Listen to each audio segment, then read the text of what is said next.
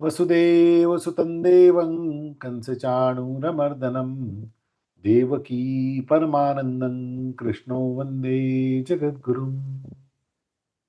योगेशं सच्चिदानन्दं वासुदेवं व्रजप्रियं धर्मसंस्थापकं वीरं कृष्णो वन्दे जगद्गुरुम्।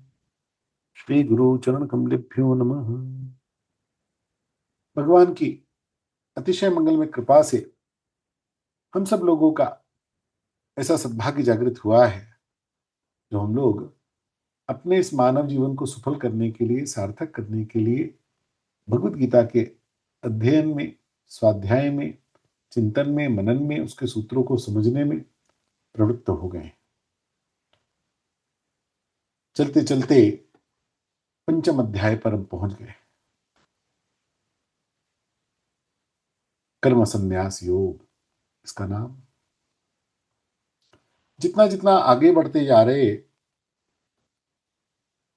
तो ये माना जाता है कि जो बच्चा 5वीं पहुंच गया अब इसको एबीसीडी तो याद हो ही गई है। वर्ड्स क्या हैं, सेंटेंसेस का फॉर्मेशन कैसे होता है, वर्ब क्या है, एडजेक्टिव क्या है, ये इतना उसको पता है क्योंकि 5वें में पहुंच गया तो सेंटेंसेस समझ रहा है। ऐसे ही 5वें अध्याय में आते आते भगवान भी यहां पर कर्म संन्यास और कर्म योग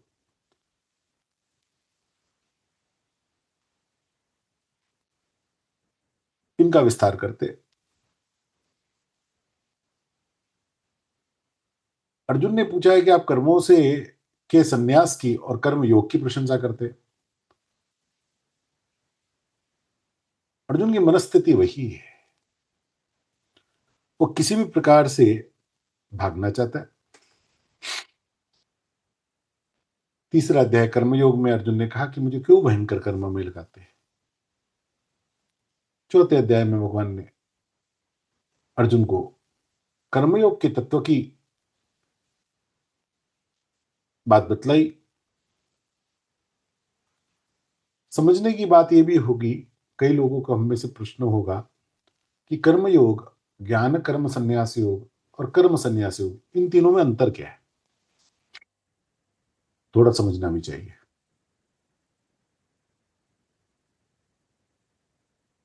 जब मनुष्य कर्मों के फल में समता ले आवे, समत्व,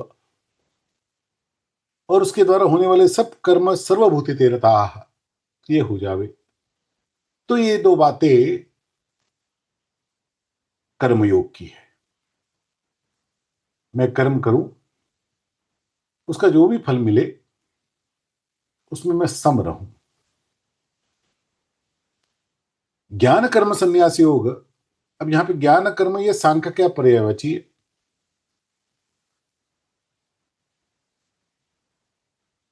ज्ञानी कौन हो सकता है?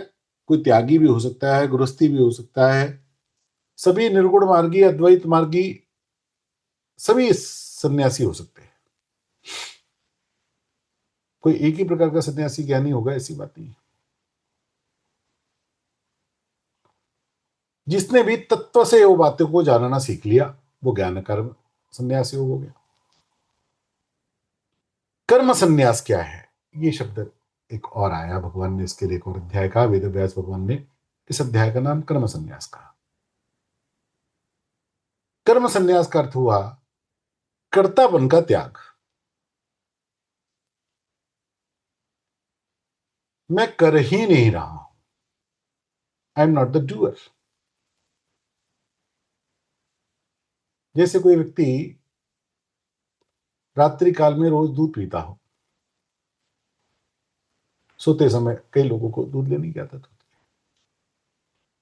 रात्रि में दूध आया, उसके सिरहाने के पे रखा गया, लेकिन बिना दूध पिए ही इसको नींद आ गई और ये सो गए। दूध का गिलास वहीं रखा हुआ है। रात्रि में इनके तकिए के धक्के से वो दूध का गिलास लुढ़क गया, दूध वहां पर गिर गया। वहां पर कुछ महंगे कपड़े रखे थे, उन कपड़ों पर वो दूध पहुंच गया। सवेरे जब पत्नी ने देखा तो पत्नी ने बढ़ा ला किया कि तुमने मेरे कपड़े खराब कर दिए, इतने महंगे कपड़े। वो व्यक्ति बोला मैं तो सो रहा हूं, मैंने कुछ किया ही नहीं। पत्नी ने कहा तुमने किया नहीं, लेकिन हुआ तो तुमसे। उसने कहा मुझसे हुआ भी हो तो मैंने जानकर नहीं किया, इसलिए मैं इसका जिम्मेवार नहीं हूं। बात पकड़ में आएगी आपकी? मैंने जानकर नहीं किया, मैंने उसके कर्तापन के भाव से नहीं किया, मुझसे हो भी गया होगा तो मेरी जिम्मेदारी नहीं। क्योंकि नींद में मैं इस गिलास को जान के तो गिरा नहीं सकता। यानी मैंने कर्तापन के भाव से कर्म नहीं किया, कर्म मुझसे हो भी गया तो भी कर्तापन के भाव से तो नहीं किया। यानी कर्म होने लग जाए लेकिन मेरा भाव उसमें कर्तापन का ना हो, मैंने नहीं किया।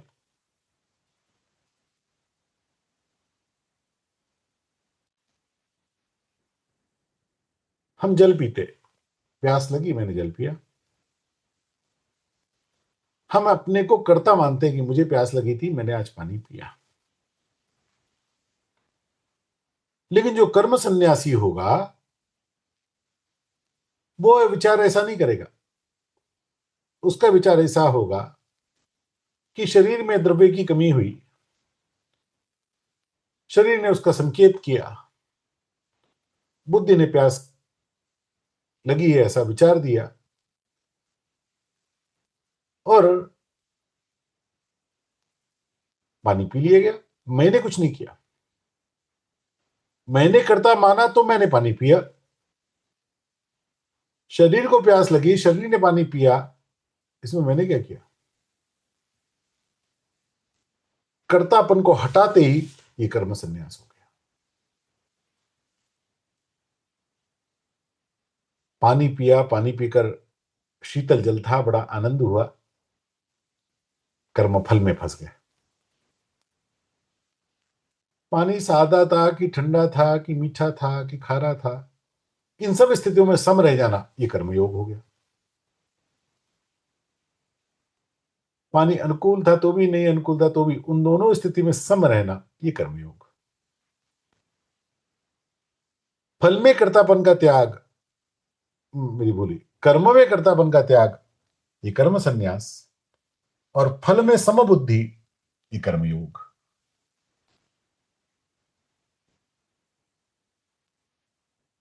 बारीक अंतर है, बहुत बारीक बारीक अंतर है, लेकिन बारीक अंतर जाननी चाहिए।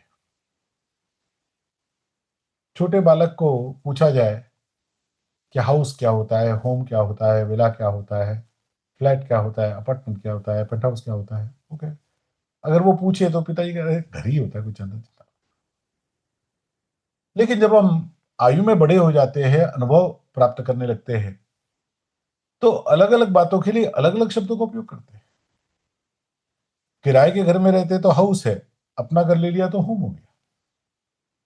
अपार्टमेंट क्या है, विला क्या है, पेंट हाउस क्या है, बंगलो क्या है, कोठी क्या है, ये बातें अनुभव से हमारे ध्यान में आ जाती। उसको एक घर भी कह दिया तो गलती नहीं है, लेकिन बारीकी पकड़ने से मैं कितना समझदार हूं ध्यान में आता है।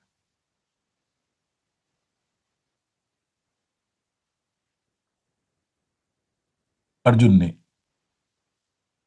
यही प्रश्न से इस अध्याय का आरंभ किया। ओम श्री परमात्मने नमः। अथ पंचमोऽध्याय। अर्जुन उवाच संन्यासं कर्मणां कृष्ण पुनर्योगं च संशसि यच्छ्रेय एतयोरेकं तन्मे ब्रूहि सुनिश्चितम्। हे कृष्ण, आप कर्मों के स्वरूप से त्याग करने की और फिर कर्मयोग की प्रशंसा करते, अतः दोनों साधनों में जो एक निश्चित रूप से कल्याणकारक हो उसको मेरे लिए कहिए। अर्जुन के मन में पक्का है कि मैं युद्ध ना करूं, और भगवान अर्जुन को संन्यास शब्द इसलिए लेके आए हैं क्योंकि अर्जुन ने भिक्षा मांगने की बात कही है। अर्जुन तुरंत उसी स्थिति पर पहुंच गए, लेकिन उस स्थिति में पहुंचने के बाद भी अर्जुन की एक बात पक्की है। दूसरे अध्याय के 7वें श्लोक में, तीसरे अध्याय के पहले श्लोक में, और तीसरे अध्याय के 5वें अध्याय के भी पहले श्लोक में अर्जुन ने ये चार शब्द पकड़ रखे, दूसरे अध्याय के 7वें श्लोक और 5वें अध्याय के पहले श्लोक, दोनों में चार शब्द एकदम एक ही आए। यच्छ्रेय तन्मे ब्रूहि सुनिश्चितम। सुनिश्चित रूप से जो श्रेय है, कल्याणकारक है, वो मुझे बतलाओ। Even Arjun wants to run away, but he don't want to fool himself. ये अर्जुन की विशेषता है। हमारे में अर्जुन में यही अंतर है। जिस समय हम अपने मन की करना चाहते हैं, वहां पर हम अपने बुद्धि का प्रयोग करके अपने को उल्लू बनाने में भी ठीक मानते हैं। अर्जुन प्रणाम के योग्य है कि इतनी आग्रही बात उनके मन में है तो भी श्रेय की बात नहीं छोड़ते।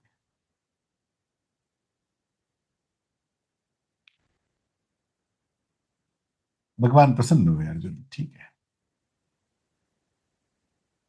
लेकिन तुम कंफ्यूज हो रहे हो। तुम संन्यास का अर्थ कर्तव्य से विरक्ति मान रहे हो, कर्म से विरक्ति मान रहे हो, क्योंकि मैंने तुमको पहले ही कह दिया कि नहीं कश्चित् क्षणमपि जातु तिष्ठत् कर्म कृत।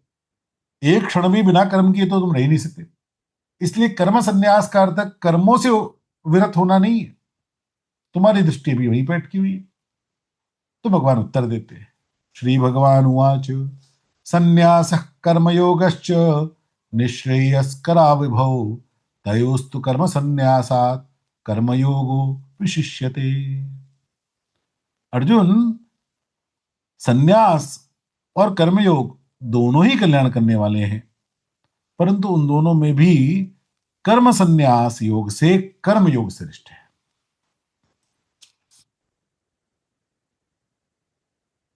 भगवान ने कहा अर्जुन सुनो, ये महत्व की बात है।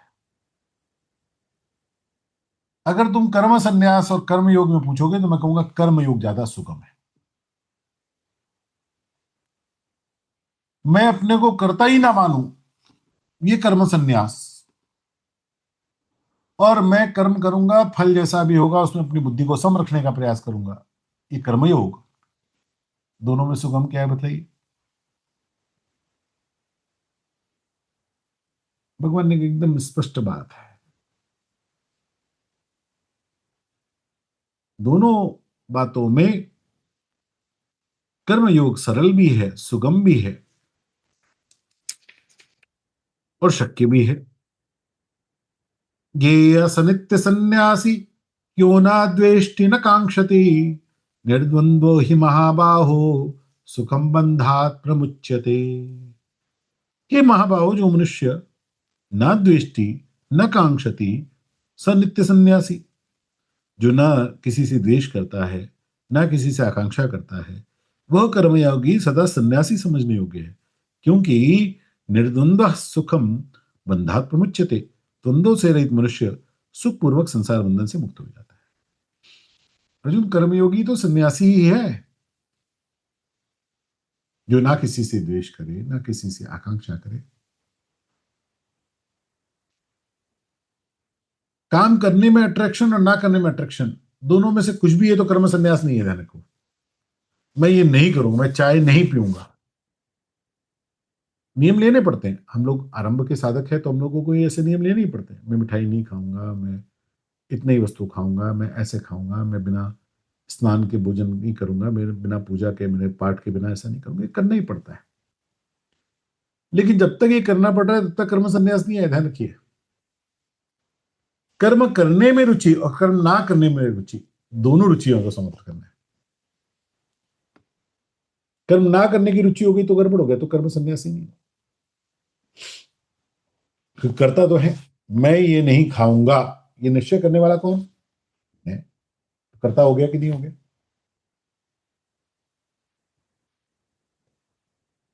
भगवान कह रहे राग द्वेष, इसकी आसक्ति से मुक्त होना है, कर्म से मुक्त नहीं होना है।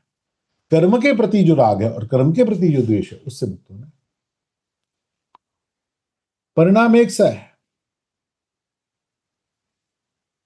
लेकिन संसार बंधन से मुक्त होने के लिए राग द्वेष से मुक्त होना आवश्यक है। राग द्वेष से मुक्त हो गया तो करते कर्म के फल का भागी नहीं बनेगा।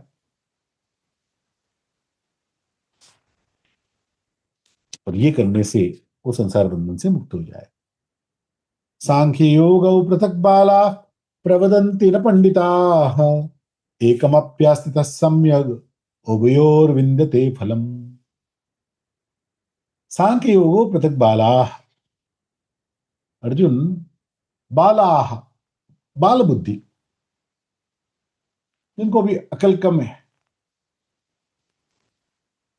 जिन्होंने अभी ज्यादा पढ़ाई नहीं की है लेकिन अपने को मानते बुद्धिमान है।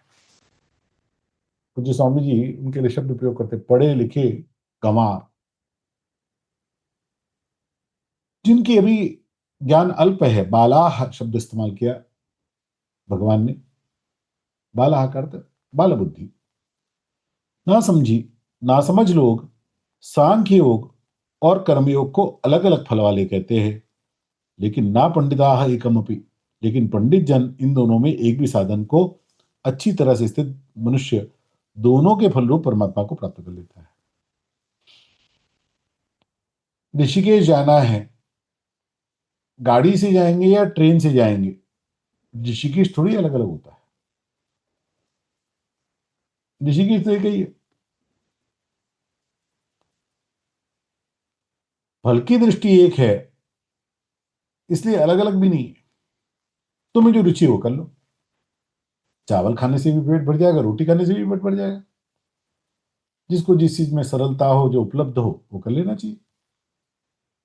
बंगाल में रहने वाले को चावल खाना सुगम है, उत्तर भारत में रहने वाले को रोटी खाना सुगम है। जो जिसके सुगम है उसको कर लो, उसमें अंतर क्या है। परिणाम में एक ही है, इसलिए इन दोनों को अलग नहीं मानना चाहिए। दोनों ही मुक्ति के मार्ग पर ले जाने वाले। कर्मयोग की श्रेष्ठता भगवान उसकी सुगमता के कारण कहते हैं। सरल है। जैसे 12वें अध्याय में अर्जुन ने ज्ञान और भक्ति में अर्जुन पूछा, तो भगवान ने सीधा कह दिया भक्ति सरल है, भक्ति करो।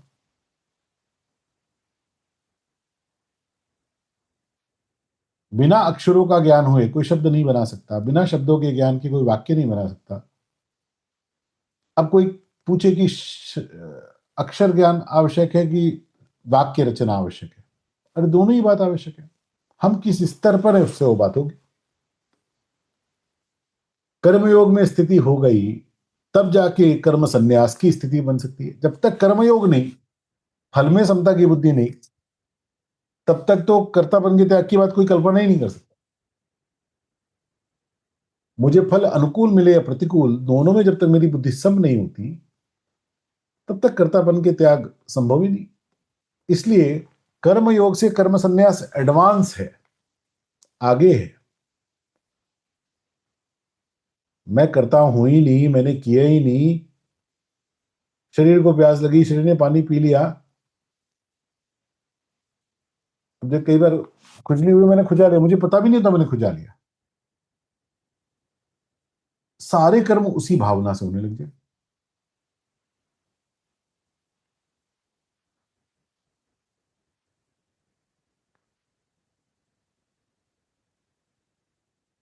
कर्म योग में कर्म का आरंभ नहीं होता, मेरी भूली, कर्म संन्यास में कर्म का आरंभ नहीं होता और कर्म योग में कर्म का अंत नहीं होता।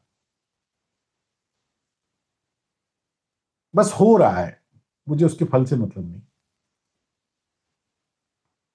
कर्म योग अंत से जुड़ा है, कर्म संन्यास आरंभ से जुड़ा है। मैं किस भावना से आरंभ करूंगा।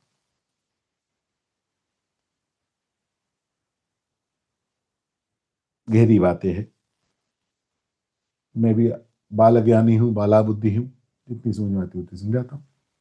यत् सांख्ये प्राप्यते स्थानं तद्योगैरपि गम्यते एकम सांख्यं च योगं च यः पश्यति स पश्यति। अर्जुन, सांख्य योगी के द्वारा जो तत्व प्राप्त किया जाता है, कर्म योगियों के द्वारा भी वही तत्व प्राप्त किया जाता है। अतः जो मनुष्य सांख्य योग और कर्म योग को फल रूप में एक देखता है, वही ठीक देखता है। तत्व दृष्टि से सब कुछ एक ही ब्रह्म है, ये सांख्य योग, और कर्म फल में मैं समता रखूंगा, ये कर्मयोग। भगवान कह रहे दोनों का फल दृष्टि तो एक ही है, उसमें अंतर नहीं है। विधेय संन्यासस्तु महाबाहो दुःखमाप्तुम योगतः योग युक्तो निर्ब्रह्म न चिरेणाधिगच्छति। परंतु महाभावो, कर्मयोग के बिना सांख्योग का सिद्ध होना कठिन है। मननशील कर्मयोगी शीघ्र ही ब्रह्म को प्राप्त हो जाता है। मैंने पहले ही कहा ना, जब तक कर्मयोग नहीं तब तक सांख्योग तो संभव ही नहीं। फल में समता बुद्धि रखे बिना कर्तापन के त्याग की बात, यह संभव बात है, ये संभव ही नहीं। योग युक्तो विशुद्धात्मा विजितात्मा जितेंद्रिय सर्वभूतात्म भूतात्मा कुर्वन्नपि न लिप्यते। जिसकी इंद्रिया अपने वश में है, अंतःकरण निर्मल है, शरीर अपने वश में है और संपूर्ण प्राणियों की आत्मा जिसकी आत्मा है, ऐसा कर्मयोगी कर्म करते हुए कर्म में लिप्त नहीं होता। कर्मयोगी लिप्त नहीं होता।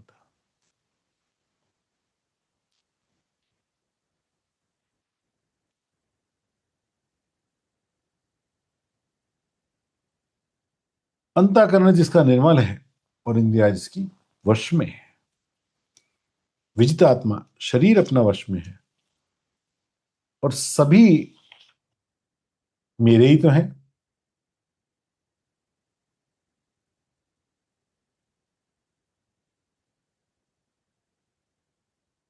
कमल का जो पुष्प होता है वो जल में उत्पन्न होता है,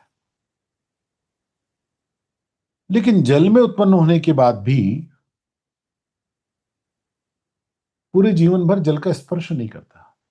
यहां तक कि वर्षा का जल भी अगर उसके पत्र पे आपके पड़े तो उसकी पत्तियां और उसके पंखुड़ियां दोनों की प्रकृति ऐसी है कि उसमें जल ठहर नहीं सकता।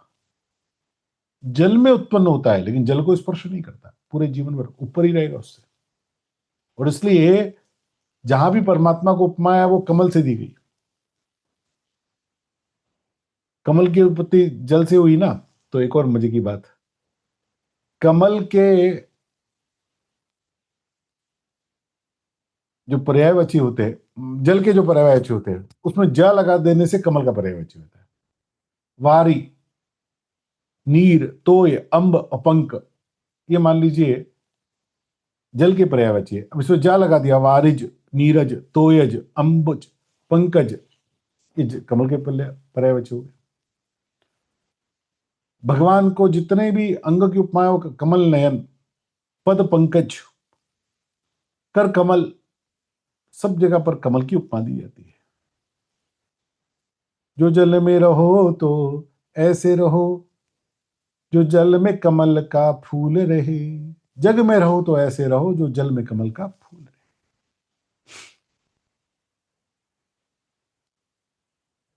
जिसका अंतःकरण निर्मल है, इंद्रिय अवश्य।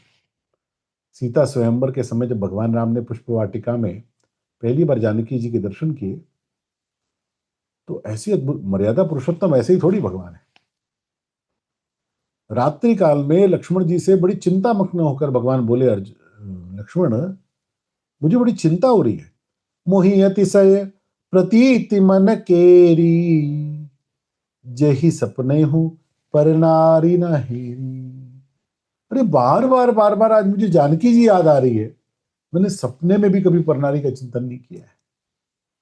क्या कारण है कि मुझे उनकी याद आती है? कैसा मन पर नियंत्रण है? और सबसे महत्वपूर्ण बात, सर्वभूतात्मा भूतात्मा, व्यष्टि से समष्टि, अब सभी मैं हूं। ठाकुर रामकृष्ण परमहंस के गले में कैंसर हो गया अंतिम समय। सारे शिष्यों को बहुत दुख होता। स्वामी विवेकानंद भी बड़े दुखी हो गए। एक दिन दुखी होकर बोले, गुरुजी, ठाकुर आप माँ को कह क्यों नहीं देते? अब काली माँ से ठाकुर की रोज की बातचीत है, साक्षात प्रकट होकर देवी माता ठाकुर से बातचीत करती थी। तो विवेकानंद ने कहा, आप माँ से कह दीजिए ना, वो आपका गला ठीक कर दे। ठाकुर ने ऐसा उत्तर दिया कि विवेकानंद हतप्रभ हो गए। ठाकुर ने कहा, अरे नरेंद्र, सबके मुख से मैं ही तो खाता हूं, मुझे मेरे मुख की क्या आवश्यकता है? सबके मुख से मैं ही तो खाता हूं। सभी प्राणियों की आत्मा ही मेरी आत्मा है।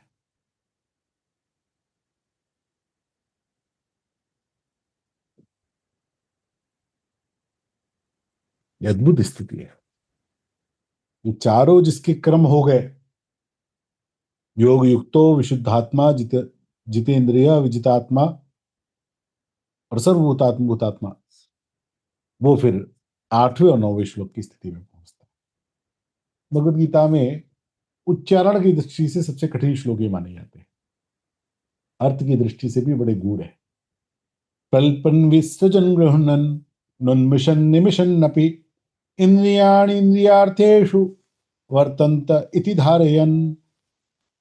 अरे मेरी भूल हुई, नवा पहले बोल दिया। नैव किंचित करोमीति युक्तो मन्येते तत्त्ववित् पश्यन् श्रवणन् स्पृशन् जघ्नन् नश्नन् गच्छन् सपन् श्वसन् कल्पन् विसृजन् गृह्णन् नुन्मिषन् निमिषन्नपि इंद्रियाणि इंद्रियार्थेषु वर्तन्त इति धारयन्। ऐसे तत्व को जानने वाला सांख्य योगी पश्यन यानी देखता हुआ, श्रवण यानी सुनता हुआ, स्पृशन यानी छूता हुआ, जिग्रन यानी सूंघता हुआ, अश्नन यानी खाता हुआ, गच्छन यानी चलता हुआ, गृहणन यानी ग्रहण करता हुआ, कल्पन बोलता हुआ, विसर्जन मलमूत्र आदि का त्याग करता हुआ, सुपन सोता हुआ, श्वसन श्वास लेता हुआ, उन्मिशन आंख खोलता हुआ, निमिशन मूंदता हुआ, इंद्रियाणि इंद्रियार्थेषु वर्तन्ते, संपूर्ण इंद्रियां इंद्रियों में बरत रही हैं, ऐसा समझकर धारयन किंचित एव न करोमि इति मन्येत, मैं कुछ नहीं कर रहा हूं, सब इंद्रियां ही इंद्रियों में बरत रही है, ऐसी उसकी मान्यता हो जाती है। अब मैं कुछ नहीं कर रहा हूं, इट इज हैपनिंग। खा रहा हूं तो, पी रहा हूं तो, चल रहा हूं तो, जा रहा हूं तो, आ रहा हूं तो, बैठ रहा हूं तो, ये सब घट रहा है, मैं कुछ नहीं कर रहा। जब तक ज्ञान विशेषण में रहता है ना, ज्ञान तो हम सबको है, हम ये शरीर नहीं है, हम शुद्ध चैतन्य जीवात्मा है, ये हम सबको पता है, बचपन से सुन रहे। लेकिन ये ज्ञान किस स्तर तक अंदर गया? वास्तविकता में ये ज्ञान खाली शोभायमान एडजेक्टिव की तरह हमारे वाणी में है, क्रिया में नहीं है। जब तक ये वर्ब है, जब तक ये एडजेक्टिव है, तब तक वर्ब नहीं है। और इसलिए बार बार बार बार गीता सुनते रहो, साधन करते रहो, जप करते रहो, पारायण करते रहो, भक्ति करते रहो, तीर्थ स्नान करते रहो, गुरु की सेवा करते रहो, तब जाकर ये कभी, ये जो एडजेक्टिव है वर्ब में बदलता है। ये भाषाई विशेषण है, ये अनुभव में उतरता है। जब तक नहीं उतरा तब तक हम कह सकते हैं क्या कि सोना खाना चलना उठना बैठना ये सब इंद्रिया इंद्रियों में बरत रही है, हम कह भी देंगे, लेकिन ऐसा अनुभव में आया क्या? अनुभव में आ जाए, अभी तो हम लोगों को प्रयास करना पड़ता है। जैसे एक साधारण अर्थ में देखिए, पता लग गया कि इस दूध में मक्खी गिर गई, या और उसको और मान लो कि जहरीला हो गया, कुछ ऐसा गिर गया कि जहरीला हो गया। अब कोई इस दूध को पी सकता है क्या? उसको अपने दिमाग पे जोर लगाना पड़ेगा क्या कि नहीं नहीं जहरीला है, मुझे नहीं पीना चाहिए, मुझे पीना चाहिए? कुछ नहीं, सवाल ही नहीं उठता, ये दूध पीने लायक ही नहीं। अभी जैसे ही ज्ञान उसका एकदम अनुभव गम में है, आप उसको सोते में उठा के पिलाएंगे तो नहीं पिएगा, अरे वो दूध नहीं पीना भी। ज्ञानी की स्थिति संसार के सारे व्यवहार में इसी प्रकार की हो जाती है। ये ज्ञान हमारे अनुभव में आ गया, ये एडजेक्टिव नहीं वर्ब है। ये जहर वाला दूध मुझे कोई पिलाएगा, मैं पीऊंगा नहीं, पक्की बात।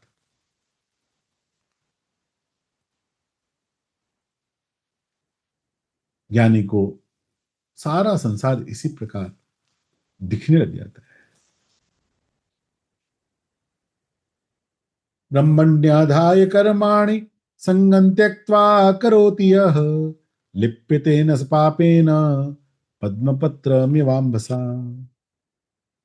अर्जुन, जो भक्ति योगी संपूर्ण कर्मों को परमात्मा में अर्पण करके आसक्ति का त्याग करके कर्म करता है, वो जल से कमल के पत्ते की तरह पाप से लिप्त नहीं होता।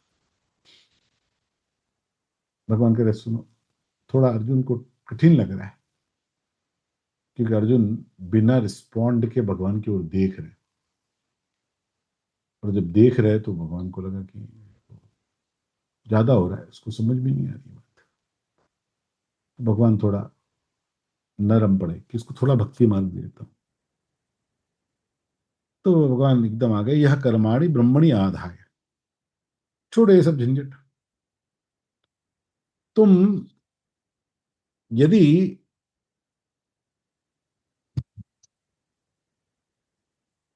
सब कर्मों को भगवान के अर्पित कर दो तो भी इसी प्रकार आ जाओगे। ये 13 गुण बताए ना, 5 ज्ञानेंद्रिय के, 5 कर्मेंद्रिय के, एक अंतःकरण सोने का, श्वास प्रश्वास प्राण का, और पल के जपना कूर्म प्राण का, ये 13 क्रियाओं का वर्णन भगवान ने किया। तो ये 13 गुणों में बरत रहे हैं। ये भाव जो कर्म योगी है, या भक्ति योगी है, या ज्ञान योगी है, तीनों को अंतिम स्थिति में उसी प्रकार आ जाता है जैसे कमल का फूल जल में रहकर भी पद्म पत्र में वाम्बसा, कमल के पत्ते की तरह पाप से लिप्त नहीं होता। वो जल में रहता है लेकिन उससे लिप्त नहीं होता। अहमता और ममता, इन दोनों भावना से ये योगी रहित हो जाता है। जब तक वो मिला हुआ है तब तक गड़बड़ है।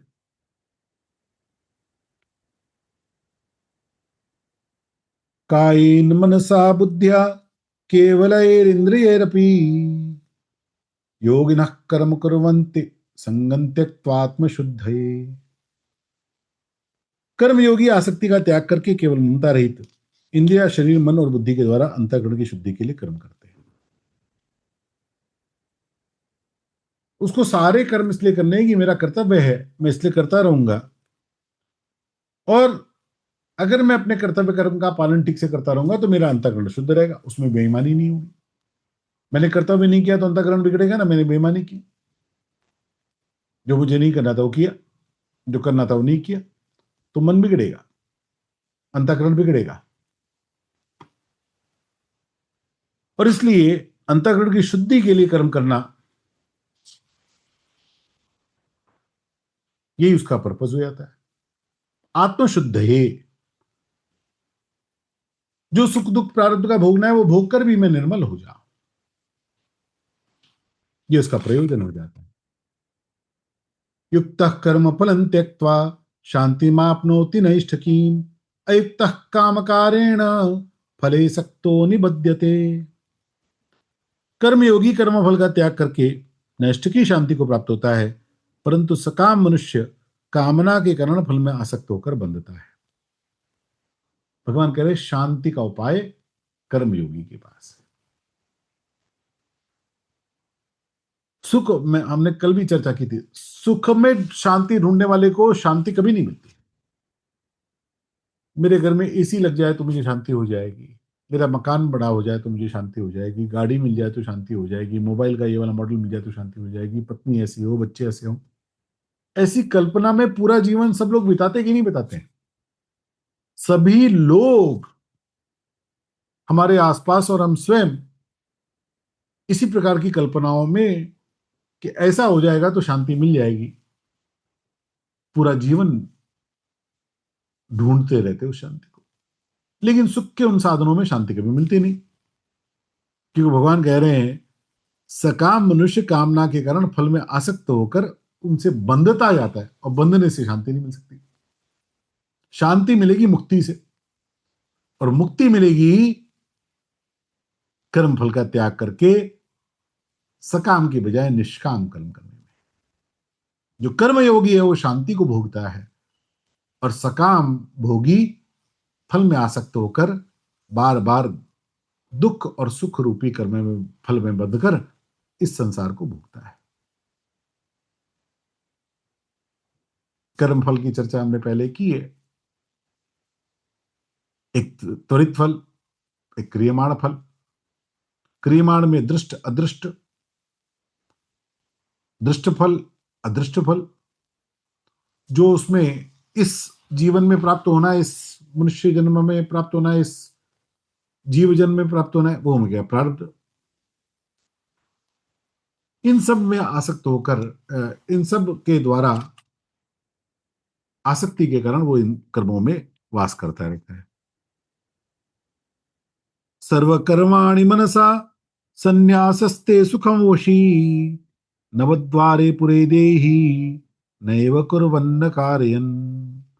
जिसकी इंद्रियां मन वश में है, ऐसा देहधारी पुरुष नौ द्वारे वाले इस शरीर रूपी पुर में संपूर्ण कर्मों का विवेक पूर्वक मन से त्याग करके निस्संदेह न करता हुआ न करवाता हुआ सुख पूर्वक अपने स्वरूप में स्थित रहता है। दो आंख, दो न, एक नाक, एक मुख, दो कान, लिंग और गुदा। नासिका के दो छिद्र माने गए, कान के दो, ये द्वार है। दो कान के छिद्र, दो नासिका के छिद्र, एक मुख का छिद्र, दो आंख के छिद्र, एक लिंग का, एक गुदा का, ये नौ। 10वां माना जाता है नाभि को, जो जन्म के बाद बंद कर दिया जाता है। जन्म से पहले बालक सारा आहार उस नाभि से ही ग्रहण करता है। और 11वां भी माना गया है ब्रह्मांध्र को।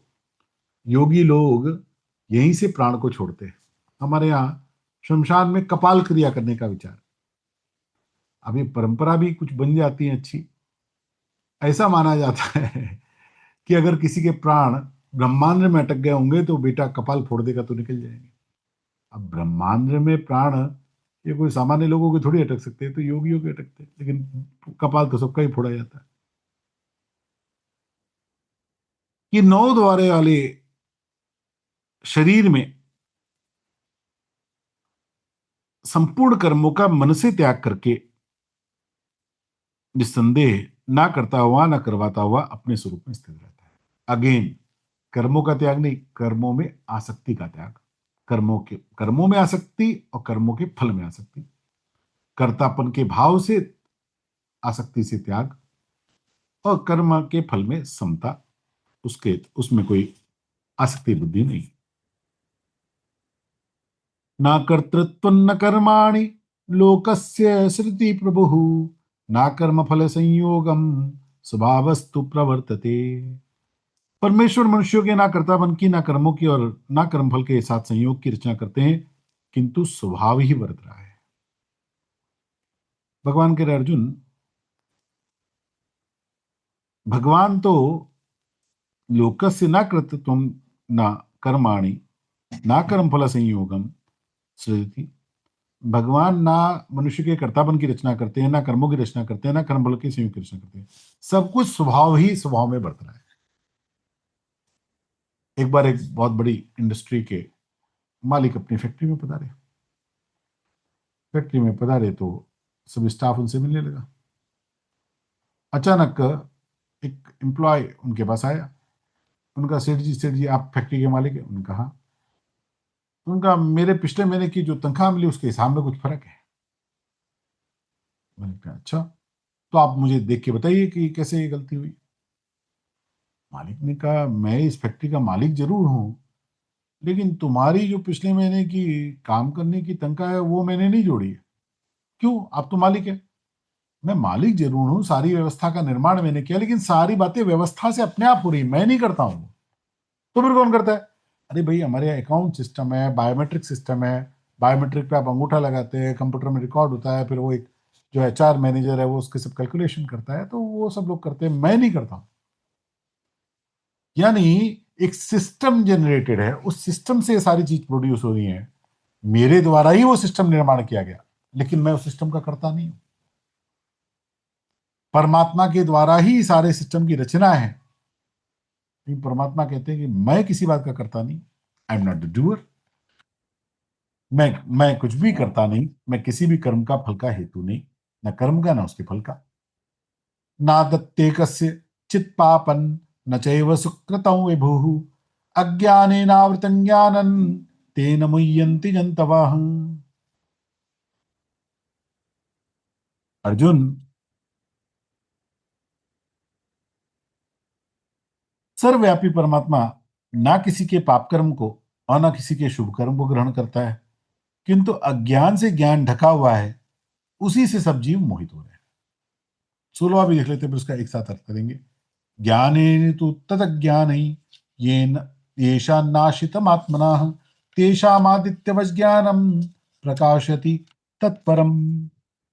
परंतु जिन्होंने अपने जिस ज्ञान के द्वारा उस अज्ञान का नाश कर दिया है, उनका वो ज्ञान सूर्य की तरह परम तत्व परमात्मा को प्रकाशित कर देता है।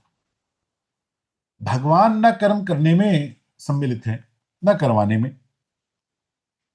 अज्ञान का अर्थ है ज्ञान का ना होना, कम होना, या पर कभी कभी गलत भी होना। कोई गलत बात पता है तो भी ज्ञान है। जैसे सूर्य है, लेकिन वहां पर कुछ समय के लिए बादल आ जाए, तो सूर्य का प्रकाश वहां है नहीं, ऐसी बात नहीं है, लेकिन होते हुए भी हमें प्राप्त नहीं होता है, क्योंकि बादलों से उठक गया। इसी प्रकार ज्ञान कभी नहीं है, ऐसी स्थिति कभी नहीं है हम लोगों की, लेकिन अज्ञान के आवरण से वो ज्ञान ढक जाता है, और ज्ञान के आवरण से ढका होने के कारण वो मिलता नहीं।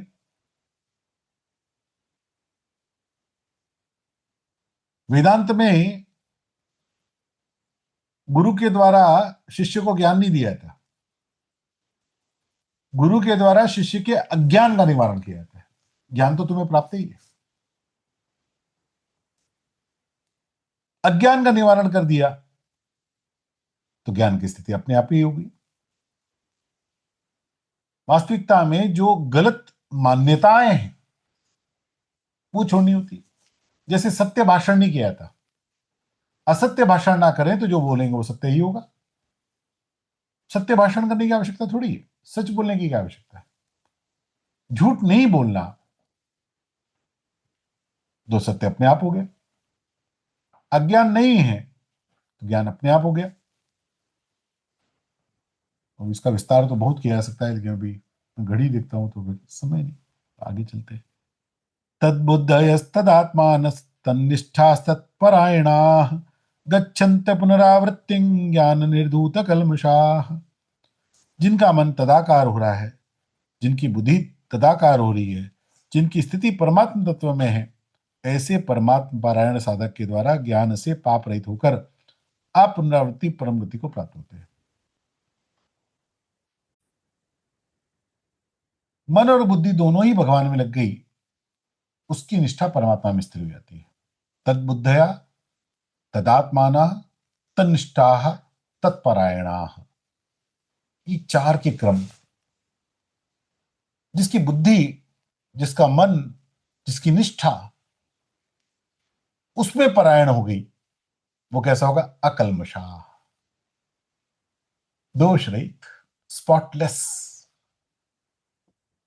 अज्ञान का पर्दा हट गया, और वो स्थिति होने से क्या होगी? अपुनरावृत्तिम। अब इसको वापस संसार में नहीं आना पड़ेगा। पुनरपि जननम पुनरपि मरणम पुनरपि जननी जठरे शयनम। आदि शंकराचार्य भगवान कहते हैं यही तो चल रहा है करोड़ों जन्मों से, कि पुनरावृत्ति के चक्कर में फंसे हो। भगवान कहते हैं अपुनरावृत्ति।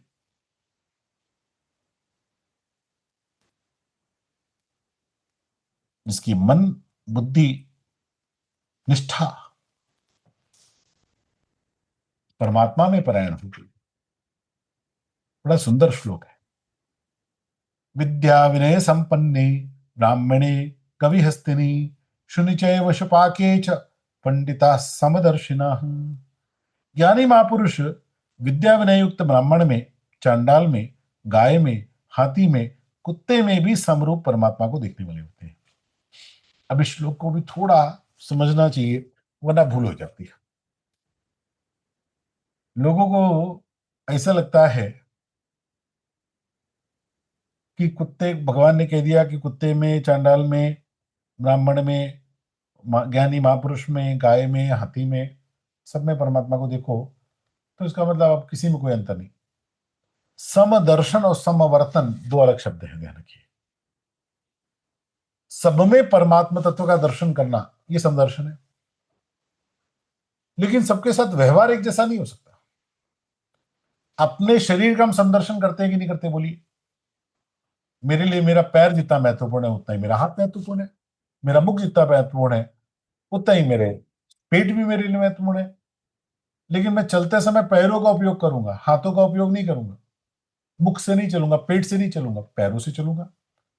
कुछ उठाना है तो हाथों से उठाऊंगा, पैरों से नहीं उठाऊंगा। शरीर के सभी अंगों में समबुद्धि रखने पर भी शरीर के अलग अलग अंगों से अलग अलग वर्तन किया जाता है। पाखंडी लोग समवर्तन करते हैं, ज्ञानी समदर्शन करता है। आजकल के मॉडर्न फिलोसफी के लोग ऐसे मिल जाएंगे आपको। अरे सब एक ही है, कुछ सब एक ही बात, फालतू बात, ये बनाए गए चूचले, ये फालतू बात। हमारे ऐसा कोई विधान नहीं। समदर्शन करना, समवर्तन कभी नहीं। रोटी सबको देंगे, कोई भी भूखा रोटी तो देंगे ही उसको। लेकिन कोई पूज्य स्वामी जी जैसा महात्मा आ गया तो उसको आसन पर बैठाकर श्रद्धा पूर्वक दंडवत प्रणाम करके उनको पवाएंगे, उसके साथ में दक्षिणा भी देंगे, वो पाले इसके लिए प्रार्थना भी करेंगे। कोई अतिथि आ गया उसको अलग प्रकार से स्वागत करेंगे। अपने घर में पूज्य पिताजी माँ हैं, उनका अलग प्रकार से सत्कार करेंगे। कोई साधु आ गया उसको अलग प्रकार से करेंगे। कोई भिक्षुक आ गया तो घर के बाहर खड़ा करके उसको कुछ देंगे। कुत्ता, गाय आदि है तो उसको घर के बाहर कुछ देंगे। अब कुत्ते को मैं डाइनिंग टेबल पे लेके आकर उसको, सब एक ही, सब में भगवान है। ये संवर्तन मूर्खता हो गई। आजकल ये संवर्तन खूब चल रहा है। ये है तैर्जित सर्गो ये शाम साम्ये स्थितम मनः निर्दोषम ही समम ब्रह्म तस्मात् ब्रह्मणि ते स्थिता। अर्जुन, जिनका अंतःकरण समता में स्थित है, उन्होंने इस जीवित अवस्था में ही संपूर्ण संसार को जीत लिया है। अर्थात वे जीवन मुक्त हो गए हैं, क्योंकि ब्रह्म निर्दोष सम है, इसलिए वो ब्रह्म में स्थित है। कैसो खेल रचो मेरे दाता जित देखो उत तू ही तू, जैसो खेल रचो मेरे दाता। कि जब होश आया तो करवट ली कि राम मुझ में, कि मैं राम में हूं। राम तीर्थ।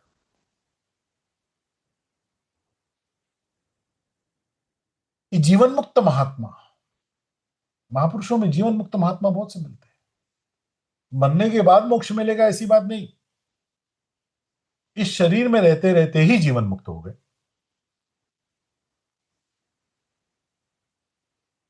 और जिसकी ऐसी स्थिति हो गई उसने संसार को जीत लिया।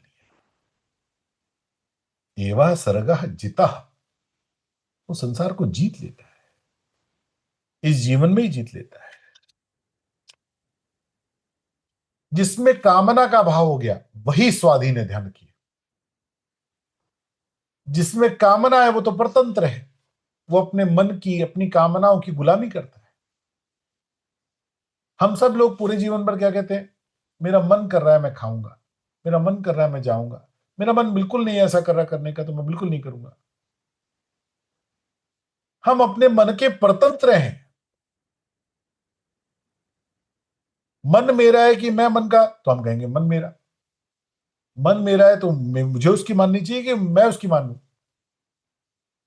वो तो मेरी बात मानता नहीं, मैं ही उसकी बात मानता रहता हूं। ये परतंत्रता है। कामना के अभाव के बिना ये स्वाधीनता किसी को प्राप्त नहीं होती। ज्ञानी स्वाधीन है, योगी स्वाधीन है। जो अपनी कामना के परवश नहीं, वही स्वाधीन हो सकता है।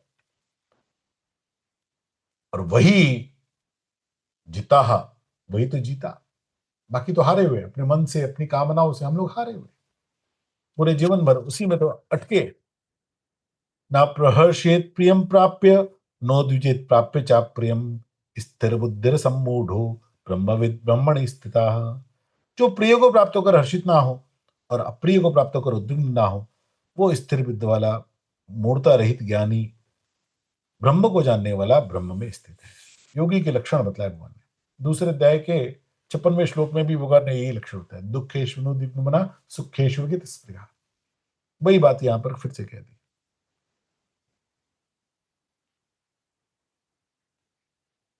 यक्ष प्रसंग में महाभारत में पांचों पांडव प्यास से व्याकुल है। अब कथा आपको पता है, अभी हम लोग ने लखनऊ में नाट्य भी किया हुआ, आपने देखा होगा इंटरनेट। अत्यंत प्यास से व्याकुल होकर चारों पांडव पहले सहदेव को भेजते, जाओ जल लेके आओ। और जैसे ही जल लेने सरोवर में पहुंचता है, यक्ष बोलता है रुको, मेरे अधिकार की बात है, पहले मेरे प्रश्न का उत्तर दो फिर जल लेके जाओ।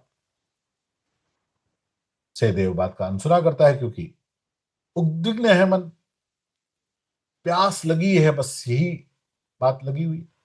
और एक एक करके चारों पांडव मारे गए। यक्ष की बात ना मानने के कारण सभी मूर्छित होकर वहां पर गिर गए। एकमात्र धर्मराज थे जिन्होंने अपनी प्यास को अपने कंट्रोल में किया, मन को उद्विग्न नहीं होने दिया। चारों भाई मरे हुए हैं ये देखकर भी उद्विग्न नहीं हुए। उस अदृश्य यक्ष को प्रणाम किया, 100 प्रश्नों के उत्तर दिए, और फिर कहा अच्छा बताओ, एक भाई जीवित करना है तो किसको करे। अब हम में से कोई होता तो कहता भीम को या अर्जुन को कर लो। युधिष्ठिर महाराज कहते सहदेव को करो। बोले सहदेव को कीजिए, तुमको सहदेव से अधिक प्रेम है क्या? युधिष्ठिर महाराज ने कहा प्रेम तो मुझे चारों से एक जैसा है, लेकिन मेरी दो माता थी, अगर उनके दो ही पुत्र जीवित रहे तो दोनों माताओं का एक एक पुत्र तो रह जाना चाहिए। मैं बड़ा हूं और सहदेव माद्री माता का बड़ा है, तो कुंती और माद्री माता दोनों का एक एक पुत्र रह जाएगा तो ठीक है। साक्षात धर्मराज यक्षियों रूप में परीक्षा लेने आए थे, प्रसन्न होकर सबको जीवित कर दिया। लेकिन मूल बात, नोद्विजित प्राप्य, उद्विग्न नहीं हुए, ना उद्विजेत। वायुस्पर्शेषु सक्तात्मा विन्द्यात्मनि यत्सुखम, सा ब्रह्म योग युक्तात्मा सुखम अक्षयमश्नुते। बाह्य स्पर्श, प्राकृत वस्तु मात्र के संबंध में आसक्ति रहित अंतःकरण वाला साधक अंतःकरण में जो सुख है उसको प्राप्त होता है, और फिर ब्रह्म भाव में भिन्न भाव से स्थित मनुष्य अक्षय सुख का अनुभव करता है। बाह्य स्पर्शेषु सक्तात्मा यानी विषयों में अनासक्त। जिसके विषयों में अनासक्ति हो गई उसको ध्यान लगाना नहीं पड़ता है, उसका ध्यान लगा रहता है। और इसलिए आजकल की ये फैशन अलग हो गई, मेडिटेशन मेडिटेशन के कैंप लगातार करना। हमारे यहाँ ध्यान की परंपरा को बड़ा कठिन माना गया, और इसलिए ऋषि लोग ध्यान करने के लिए जंगल में जाके तपस्या करते थे। कि हम नगर में रहेंगे, घर में रहेंगे तो ध्यान कैसे लगेगा, विषयों में मन जाएगा, कभी ये दिखेगा, कभी कुछ दिखेगा, कभी कुछ दिखेगा। जंगल में जाएंगे तो वहां देखने करने को कुछ है ही नहीं, कंद मूल फल खा के बस किसी तरह जीवन यापन करो, नींद आने पर सो जाओ, बाकी समय ध्यान करो। विषयों से मन अनासक्त किए बिना ध्यान कैसे लग सकता है? जब भी बैठेंगे मन में उन विषयों का चिंतन चलेगा जो आसपास दिख रहे। और इसलिए विषयों में अनासक्ति ये ध्यान का पहली आवश्यकता है। कपड़े को साफ नहीं करना पड़ता। हम लोग बोलते हैं हमने कपड़ा साफ किया, हम कपड़े के मैल को हटाते, साफ तो अपने आप ही है, वो साफ करना थोड़ी पड़ता है। जब तक मन में कोई विषय है तब तक परमात्मा के चिंतन के लिए प्रयास करना पड़ता है। विषय नहीं तो परमात्मा ही है, फिर कुछ और थोड़ी है। जब कुछ ना था तो खुदा था, जब कुछ ना था तो खुदा था, कुछ ना होता तो खुदा होता, डुबोया मुझको होने ने, न मैं होता तो क्या होता, न मैं होता तो खुदा होता। डुबोया मुझको होने, कुछ और है तब परमात्मा नहीं दिख रहा, कुछ और है ही नहीं तो परमात्मा के अतिरिक्त दिखेगा क्या? ये ही संस्पर्श जा भोगा दुख योनय एवते, आद्यंतवंतः कौन्तेय न तेषु रमते बुधः। क्योंकि एक कुंती नंदन, जो इंद्रियों और विषयों के संयोग से पैदा होने वाले सुखभोग है वे आदि अंत वाले दुख के ही कारण है, अतः विवेकशील पुरुष उनमें रमण नहीं करता। ये ही संस्पर्शजा भोगा। 3 प्रकार के दुख होते हैं, परिणाम दुख, ताप दुख, संस्कार दुख। एक, मैंने कुछ खा लिया, बाद में एसिडिटी हो गई, परिणाम में दुख। ताप दुख, मुझसे अधिक दूसरे को कुछ मिल गया, उसके कारण अपना मन दुखी होता है। अपने पड़ोसी के पास, अपने भाई के पास, अपने पार्टनर के पास, अपने फ्लैटमेट के पास अपने से बड़ी गाड़ी आ जाए, ये ताप है। दूसरे से अधिक भोग ना मिलने से, सामर्थ्य ना होने से, या कुछ मेरे पास है वो बिछड़ नहीं जाए, इस आशंका से जो दुख होता है, इसको ताप कहा। और तीसरा, संस्कार दुख। सारे वृद्ध जन जब भी अकेले कभी बैठते हैं या कभी इनकी गोष्ठी होती है, तो सब अपने पुराने दिनों को याद करते हैं। अरे पूछो मत, 20 साल पहले वो एक गाना था ना, वो जाने कहाँ गए वो दिन, तो सारे लोग वही जाने कहाँ गए वो दिन, वही याद करते हैं। पिछले सुखों को याद करके दुखी होना, संस्कार दुख।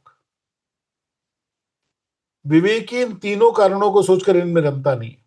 उसको पता है इंद्रिय और विषय, इनके संयोग से जो भी सुख उत्पन्न होगा अंततः वो दुख देगा, ये तक की बात। और इसलिए आद्यंतवंतः, या तो आरंभ में दुख है या बाद में दुख है, लेकिन दुख होना पक्का है। इसलिए बुधा तेषु न रमते, विवेकशील पुरुष उसमें रमण नहीं करता, उसकी बुद्धि उसमें अटकती नहीं, वो उससे ऊपर आ जाता है। बड़ा महत्वपूर्ण श्लोक, शक्नोति हैवया सोढुम प्राक् शरीर विमोक्षणात् काम क्रोधोद्भवं वेगम सायुक्ता सा सुखी नरः। अर्जुन, इस मनुष्य शरीर में जो कोई भी मनुष्य शरीर छूटने से पहले काम क्रोधोद्भवम वेगम, काम क्रोध से उत्पन्न होने वाले वेग को सोढ़ुम शक्नोति, सहन करने में समर्थ होता है, सा नरः युक्ता सा सुखी, वही नर योगी वही सुखी है। बड़ी भगवान ने काम की बात कह दी। हम लोगों के मन में जब ये हम गीता सुनते हैं या ऐसे कोई प्रवचन सुनते हैं, तो बड़े मन में एक शंका आती है कि बिना कामना के, बिना क्रोध के कैसे जीवन हो सकता है। भगवान भी कहते नहीं हो सकता।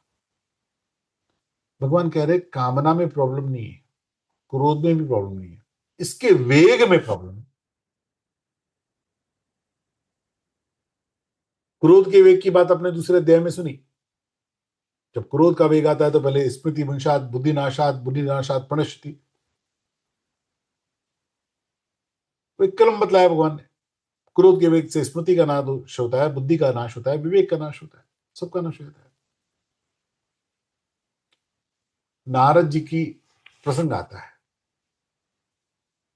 अहंकार हो गया कि मैं तो बड़ा योगी हूं, तो भगवान ने माया रच दी। माया रची तो उन्होंने लक्ष्मी जी के दर्शन किए, एक माया की नगरी रच दी, और लक्ष्मण जी के नारद जी के मन में विवाह की इच्छा उत्पन्न हो गई। अच्छा, विवाह की कामना आ गई थी तो इसमें भी कोई बड़ी बात नहीं थी, कामना का शमन कर लेते, लेकिन कामना का वेग आ गया, और वेग आया तो ऐसा आया कि उसमें इतना अटके कि उनको पता ही नहीं लगा। आखिरी में तो विष्णु भगवान को श्राप ही दे दिया कि जैसे मैं स्त्री के वियोग में तड़पा, जाओ तुम भी तड़पना। राम जी ने उस श्राप को पूरा कराने के लिए जानकी जी का अपहरण कराना पड़ा। कामना का वेग, संत लोग कहते हैं पांचों विकार आभूषण है, विकारों में प्रॉब्लम नहीं है। काम क्रोध लोभ मोह अहंकार, इनकी जीवन में आवश्यकता ही है, खतरनाक इनका वेग है। अगर बेकार होते, बिना मतलब के, तो भगवान ने बनाए क्या होते।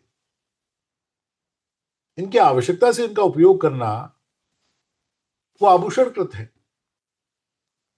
लेकिन हम अटक जाते हैं वेग में, कामना के वेग में अटकते हैं, क्रोध के वेग में अटकते हैं, अहंकार के वेग में अटकते हैं, लोभ के वेग में अटकते हैं, मोह के वेग में अटकते हैं, और उसमें फंस जाते हैं। जो उस वेग को सहन कर ले अर्जुन, वही योगी है, वही सुखी, सा नरः सा सुखी।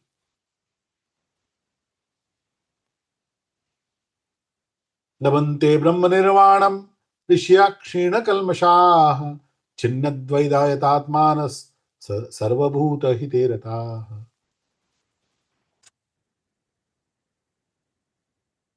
अर्जुन, जो मनुष्य केवल परमात्मा में सुख वाला, केवल परमात्मा में रमण करने वाला है तथा जो केवल परमात्मा में ज्ञान वाला है, वो ब्रह्म अपनी स्थिति का अनुभव करने वाला ब्रह्म रूप बना हुआ सांख्य योगी निर्वाण ब्रह्म को प्राप्त होता है।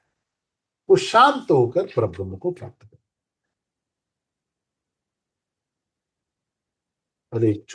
अरे योम तत्को लवंते हुए, जिनका शरीर मन बुद्धि इंद्रियों सहित वश में है, जो संपूर्ण प्राणियों के हित में रत है, जिनके संपूर्ण संशय मिट गए हैं, जिनके संपूर्ण दोष नष्ट हो गए हैं, वे विवेकी साधक निर्वाण ब्रह्म को प्राप्त कर लेते हैं। पाप धीरे धीरे क्षीण होते हैं अभ्यास करने से, क्योंकि मन एक ही क्षण में अंतःकरण निर्मल हो जाएगा इसकी संभावना लगभग नहीं। इसलिए साधन करना पड़ता है, दीर्घ काल तक साधन करना पड़ता है। तब ही होई सब संशय भंगा, जब बहुकाल किए सत्संगा। बहुकाल सत्संग करना पड़ता है, तब जाके सब संशय भंग होते हैं। और जैसे जैसे वो संशय मिटते जाते हैं, वैसे वैसे विवेकी साधक ब्रह्म निर्वाण की ओर बढ़ते हुए उसको प्राप्त कर लेते हैं। और इसलिए तो पतंग जी महाराज ने भजन कहा, ही नाथ अब तो ऐसी दया हो, जीवन निरर्थक जाने न पाए। बड़ा सुंदर भजन। काम क्रोध पियुक्तानाम यतीनाम यत चेतसाम अभितो ब्रह्म निर्वाणम वर्तते विदितात्मनाम। काम क्रोध सर्वथा रहित जीते हुए मन वाले स्वरूप का साक्षात्कार किए हुए सांख्य योगियों के लिए सब और से शरीर के रहते अथवा शरीर छूने के बाद भी ब्रह्म परिपूर्ण है। परमात्मा से ही वो परिपूर्ण है, पहले भी बाद में भी, क्योंकि उसके अतिरिक्त कुछ है नहीं। ये बात उसके ध्यान में आ गई। 2 श्लोक में भगवान ध्यान योग की भूमिका कहते हैं। अगला अध्याय ध्यान योग का है और इन 2 श्लोकों में भगवान उसकी भूमिका कहते हैं। स्पर्शान् कृत्वा बहिर्बाह्याश् चक्षुश्चैवान्तरे भ्रुवोः प्राणापानौ समो कृत्वा नासाभ्यन्तरचारिणौ यतेन्द्रिय मनोबुद्धिर्मनो मुनिर्मोक्ष परायणाः विगतेच्छा भयक्रोधो यः सदा मुक्त एव सः। अर्जुन, बाहर के पदार्थों को बाहर ही छोड़कर और नेत्रों की दृष्टि को भवों के बीच में स्थित करके तथा नासिका में विचरने वाले प्राण और अपान वायु को सम करके, जिसकी इंद्रियां मन बुद्धि अपने वश में है, जो केवल मोक्ष परायण है, यानी मोक्ष की इच्छा रखने वाला है, तथा जो इच्छा भय क्रोध और सर्व से सर्वथा रहित है, वो मुनि सदा मुक्त ही है। इसका विस्तार भगवान ने अगले अध्याय में किया, तो हम भी वहीं पर करेंगे। भगवान ने ध्यान योग की भूमिका नहीं पर भोक्तारम यज्ञतपसाम सर्वलोक महेश्वरम सुहृदम सर्वभूतानां ज्ञात्वा माम शांतिमिच्छति। मुझे सब यज्ञों का और तपों का भोक्ता, संपूर्ण लोकों का महान ईश्वर तथा संपूर्ण प्राणियों का सुहृद दयालु प्रेमी जानकर भक्त शांति को प्राप्त हो जाता है। भगवान कहते हैं, अर्जुन, सब भोक्ता, सभी तप यज्ञों का तपों का भोक्ता मैं हूं, संपूर्ण लोकों का महान ईश्वर मैं हूं, संपूर्ण प्राणियों का सूर्य मैं हूं, दयालु प्रेमी जानकर जो ये बात समझ गया, वो मुझे प्राप्त होता है। मानस में एक बड़ी सुंदर चौपाई इसके लिए आई है। जननी जनक बंधु सुत तारा, तन धनम भवन सुहृद परिवारा, सबकी ममता ताग बटोरी, मम पद मन ही बांध बरी डोरी। भगवान कहते हैं, संसार के जितने भी व्यक्ति विषय ममता के तागे हैं ना, उन सबको बट दो और सबको बटकर अपने हृदय से निकाल कर मेरे चरणों में बांधो। भगवान सभा, पत्नी आपकी, पुत्र आपका दिया हुआ, धन आपका दिया हुआ, तन आपका दिया हुआ, मन आपका दिया हुआ, जो भी अपने पास है वो सब कुछ तेरा है दिया। यही शरणागति है। इसी शरणागति से सारी शांति मिलती है। भगवान कह रहे अर्जुन, सब कुछ मुझ में अर्पण करके मेरा मानकर जो योगी शांत हो गया, वो पर ब्रह्म शांति को प्राप्त कर लेता है। भगवान बेहतर इस अध्याय का समारोप करते हैं। वेदव्यास भगवान इस अध्याय का समारोप करते हैं। ओम तत्सदिति श्रीमद्भगवद्गीतासु उपनिषत्सु ब्रह्म विद्यायां योग शास्त्रे श्री कृष्णार्जुन संवादे कर्म संन्यास योगो नाम पंचमोध्याय। इस प्रकार ओम तत्सत इन भगवान नामों के उच्चारण पूर्वक ब्रह्म विद्या और योग शास्त्र में श्रीमद् भगवद गीता उपनिषद रूप श्री कृष्णार्जुन संवाद में कर्म संन्यास नाम का 5वां अध्याय पूर्ण हुआ। हरि ओम तत्सत, हरि ओम तत्सत, हरि ओम तत्सत। ओम श्री कृष्णार्पणमस्तु। अगला छठा अध्याय देखेंगे, ध्यान योग का अध्याय, बड़ा सुंदर अध्याय। सभी को जय श्री कृष्ण।